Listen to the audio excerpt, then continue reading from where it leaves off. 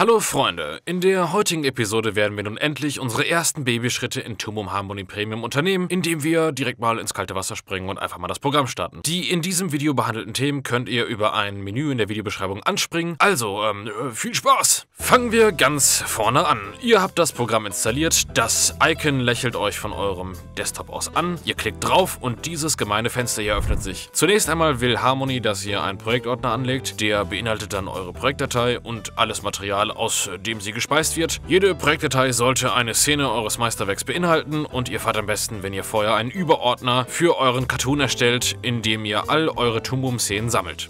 Projektdateien sind in Toomom recht groß, also speichert das Ganze bitte nicht auf dem Desktop, sondern auf einer Partition mit viel Speicherplatz. Die Auflösung solltet ihr auf Full HD setzen. Framerate meint, wie viele Frames pro Sekunde abgespielt werden. Das sind für gewöhnlich 24 im internationalen Bereich und 25 bei uns in Kartoffelland. Und siehe da, schon jumpen wir ins Programm. Unsere Atmung wird ganz unregelmäßig, weil alles so schön neu und unbekannt ist. Ja, machen wir erstmal eine kleine Führung durch dieses unbekannte Wunderland. Das Interface setzt sich aus Fenstern, Panels und Toolbars zusammen. Im Folgenden werde ich euch diese kurz vorstellen. Manche werde ich dabei bewusst nur kurz anreißen oder auslassen, da ich diese erst in den nächsten Episoden erkläre und euch nicht komplett überfordern möchte. In der Camera View könnt ihr alle Frames und Ebenen live sehen, die displayed werden. Dieser funky Rahmen hier steckt dabei das Sichtfeld eurer Kamera ab, alles außerhalb davon ist logischerweise nicht im Bild. In der Drawing View habt ihr das nicht. Hier seht ihr jeden Zeichenlayer einzeln. Zeichenlayer werden in Toomom auch auf Wunsch in Sublayer unterteilt. Die Drawing View unterteilt diese ebenfalls. Auch könnt ihr die Szene nicht live abspielen lassen. Das ist vor allem dann nützlich, wenn ihr einzelne Layer isoliert betrachten oder bearbeiten wollt. Die Camera View steht euch in der OpenGL View und der Render View zur Verfügung. In der OpenGL View seht ihr eure Szene in Echtzeit bei verringerter Qualität. In der Render View könnt ihr eure Szene nach dem Rendervorgang begutachten. Dafür muss aber jeder Frame kurz laden. Und wenn ihr hier anfangs in die dunkle Nacht hineinblickt, liegt das womöglich daran, dass ihr keine Color Cut ausgewählt habt, so wie es hier gerade demonstriert wird. Und mal ein kleiner Tipp, ihr könnt Drawing und Camera View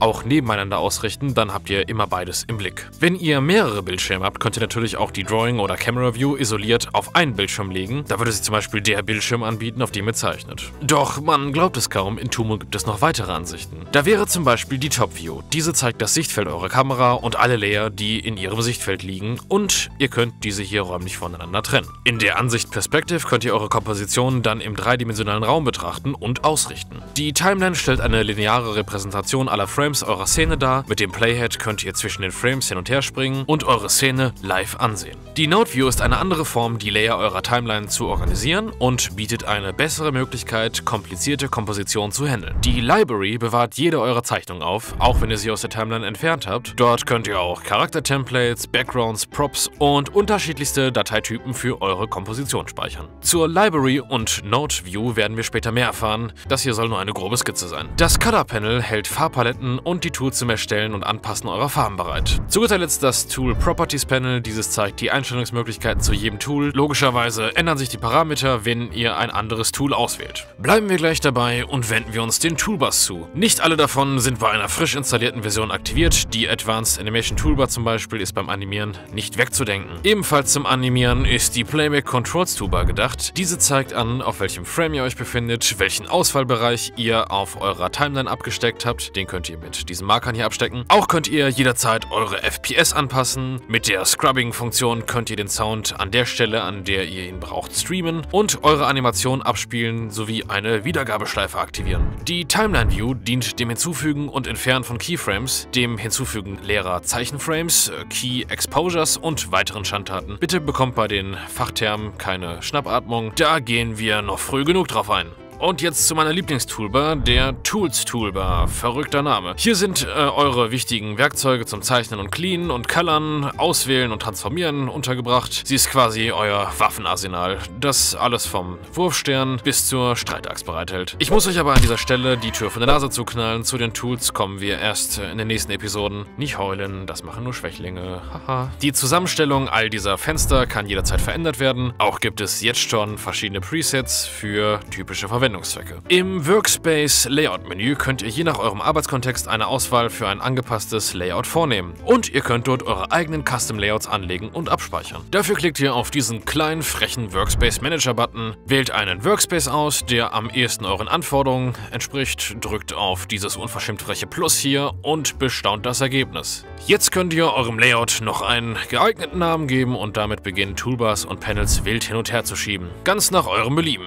Vielleicht richtet ihr dabei komplette Scheiße an. Na und, ist doch scheißegal, ist doch euer Arbeitsbereich. Genug geschwafelt. Nun zeige ich euch noch ein paar Voreinstellungen, die ihr in jedem Fall aktivieren solltet, um eure Toolroom Harmony Erfahrung so angenehm wie möglich zu machen. Der erste Pinselstrich in Toolroom Harmony ist für jeden Freund von unverpixelten Linien ein kleiner Schock. Doch, don't panic. Das lässt sich ganz schnell beheben, indem ihr Anti-Aliasing aktiviert. Dafür geht ihr ganz einfach auf Edit, Preferences, OpenGL und aktiviert dann Full Scene Anti-Aliasing und schon werden die Linien glatt wie die Pause-Button von Neville Longbottom. Die nächste Einstellung ist Autosave. Also erst einmal, Toolroom ist ein extrem stabiles Programm, aber es kann immer irgendwas passieren. Mir zum Beispiel ist mal bei einem anderen Programm bei einem Stromausfall der Progress komplett verloren gegangen. Vielleicht habt ihr bei eurem Vorhaben völlig übertrieben und euer PC friert ein. Nobody knows. Es kann alles passieren. Deswegen geht ihr abermals unter Edit, Preferences, General, wählt ein Intervall aus, das euch angemessen erscheint und jetzt kommt das Sahnehäubchen oben drauf. Dann stellt ihr ein, dass Harmony euch fragen soll, ob es speichern darf. Denn wenn ihr gerade an einem Monsterprojekt arbeitet, kann es ziemlich untoll sein, wenn ihr Zwangspausen zum Speichern einlegen müsst. Okay, next one. Wenn ihr ein Panel in Toolroom Harmony anklickt, habt ihr dieses im Fokus, was ihr an den roten Rändern erkennen könnt. Außer ihr editiert ein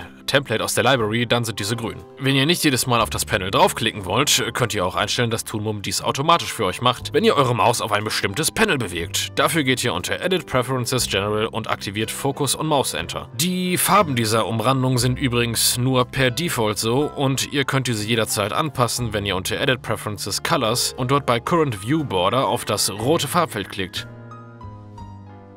Und jetzt noch was zur Timeline. Wenn ihr viele Ebenen und Ebenenordner mit langen Namen habt, dann wird es schnell unübersichtlich. Unter Edit, Preferences, Timeline, Reduce Indentation bringt ihr ein wenig Ordnung in eure anspruchsvolle Layerstruktur. Gucci. Jetzt lernen wir noch ein paar Shortcuts, die ihr zum Navigieren in Harmony braucht. Nehmt euch einen Stift und Papier und schreibt mit. Im Übrigen werden wir in den weiteren Episoden zum Zeichnen, Animieren und Colorn in Toolroom Harmony weitere Shortcuts lernen und ja, lasst euch das gesagt sein. Ein genereller Disclaimer noch vorab. Shortcuts können je nach ausgewähltem Panel variieren, sind also kontextabhängig und ihr solltet darauf achten, im richtigen Panel zu sein. Einen Überblick über alle Shortcuts erhaltet ihr unter Edit, Preferences, Shortcuts. Ihr könnt im Übrigen auch Shortcut-Paletten auswählen, wenn ihr also von Adobe Animate kommt und Probleme habt loszulassen. Ich bevorzuge jedoch die Toolroom-Shortcuts. Also, let's go! Rein- und rauszoomen könnt ihr mit den Zahlentasten 1 und 2. Wenn ihr eure Stage hin und her bewegen möchtet, könnt ihr die Space-Taste gedrückt halten. Anschließend könnt ihr diese mit gedrückter Maustaste hin und her ziehen. Eure Leinwand könnt ihr mit String Alt und gedrückter linker Maustaste drehen. Mit der Kombination Shift plus X setzt ihr die Rotation wieder zurück. Und wenn ihr nicht nur Rotation, sondern auch Spielereien wie Zooms zurücksetzen wollt, könnt ihr alles auf einmal mit Shift plus M zurücksetzen. Und ein kleiner Hinweis zum Schluss. Für den Fall, dass ihr komplette Scheiße baut, könnt ihr eure Arbeitsfläche immer zurücksetzen unter Windows, Restore Default Workspace. Ja, das war's mit dieser Episode. Ihr habt möglicherweise eine Menge neuer Begriffe kennengelernt und bitte habt keine Panik. Es kommen ja noch ein paar Episoden und da wird alles nochmal ein wenig genauer erklärt. Das ist hier, wie gesagt, erstmal ein Kennenlernen-Schnupper-Video und ja, viel Spaß damit. Guckt es euch ein paar Mal an und versucht, das Ganze mal nachzumachen. Vielleicht werdet ihr besser, vielleicht auch nicht. Vielleicht seid ihr einfach scheiße, keine Ahnung. War nur Spaß. Und ja, bis zum nächsten Mal. Macht es gut.